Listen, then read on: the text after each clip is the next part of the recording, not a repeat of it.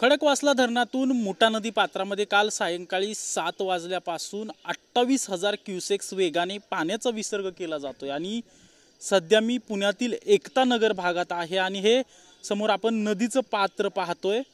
नदीचं पात्र जे आहे ते ओसंडून वाहतंय। मात्र मागच्या वर्षी अशाच प्रकारे मोठा पाऊस झाल्यानंतर या एकता नगर भागाला मोठ्या प्रमाणात पुराचा फटका बसला होता आणि यावर्षी देखील तशीच परिस्थिती निर्माण झालेली आहे। कारण की खडकवासला धरणातून टप्प्याटप्प्याने पाण्याचा विसर्ग वाढतोय, त्यामुळे नदीच्या पाणी पातळीत वाढ होते आणि नदीच्या पाणी पातळीत वाढ झाल्यामुळे एकता नगर भागातील जे नदीच्या कडेची ही जी घरं आहेत, नदी शेजारची, नदी पात्रा शेजारची जी घरं आहेत, या घरांमध्ये पाणी शिरू शकतं।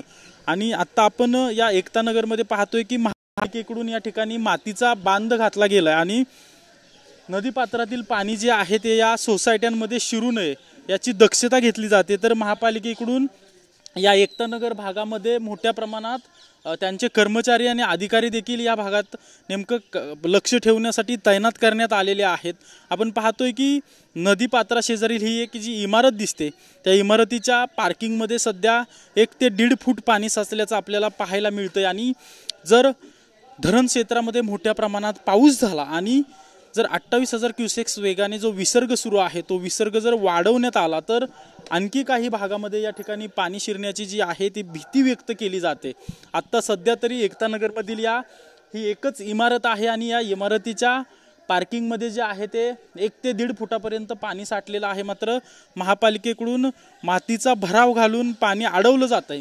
जर मोठ्या प्रमाणात पाऊस पडला आणि खडकवासला धरणातून विसर्ग वाढवला तर तो मातीचा बांध वाहून जाऊ शकतो आणि या एकता नगर परिसरात पुन्हा एकदा पाणी भरण्याची एक भीती व्यक्त केली जाते। मात्र महापालिका प्रशासन असेल, पोलीस प्रशासन असेल किंवा एकूणच प्रशासन जे आहे ते या एकता नगर भागामध्ये सज्ज आहे आणि कुठलीही अनुचित घटना घडू नये यासाठी हे सगळे प्रशासनातील कर्मचारी अधिकारी जे आहेत ते काम करताना आपल्याला पाहायला मिळतात। मात्र धरण क्षेत्र आणि घाटमाथ्यावर आज देखील मुसळधार ते अतिमुसळधार पाऊस होण्याची शक्यता वर्तवण्यात आलेली आहे। त्यामुळे खडकवासला धरणात मोठ्या प्रमाणात पाण्याचा येवा होतोय आणि हा येवा जो आहे तो नदी पात्रात सोडला जातोय। त्यामुळे मुठा नदी पात्रात जर विसर्ग वाढवला तर एकता नगरमधील अनेक भागांमध्ये पाणी शिरण्याची देखील भीती व्यक्त केली जाते।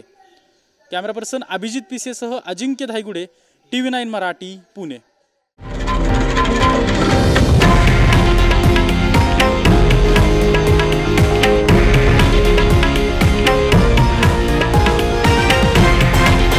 हे आहे देशातील नंबर 1 न्यूज नेटवर्क आणि आपण पाहत आहात TV9 मराठी, एकमेव।